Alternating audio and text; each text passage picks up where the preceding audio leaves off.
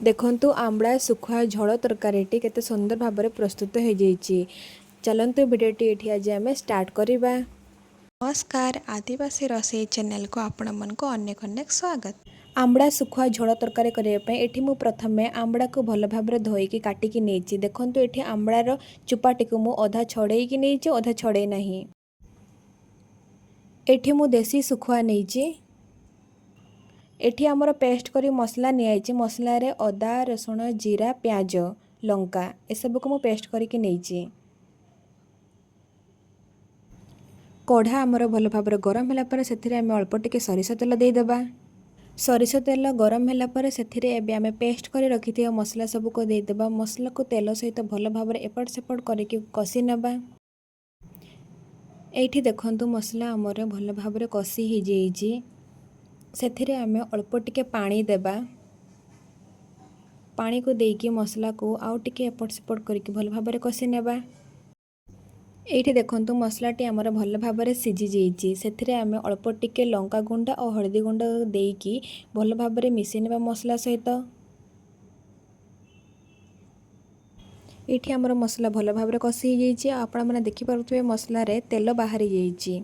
तो सेथिरे एबे आमे देसी सुखुआ को देई देबा। देसी सुखुआ को देकी मसला सहित भल भाव कसी नेबा एपट सेपट करिकी।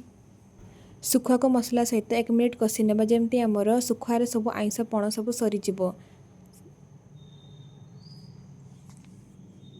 एठी देखंतु सुखुआटी आमर केते भल भाव कसी ही जाइछि मसला सहित। सेथिरे एबे 1 चामच लूण देकी मु सुखुआ को एपट सेपट करके मिसै नेबा। मिसै सारा पर अल्प टिके पानी देकी सुखुआ को भल भाव मिसै नेबा पानी सहित।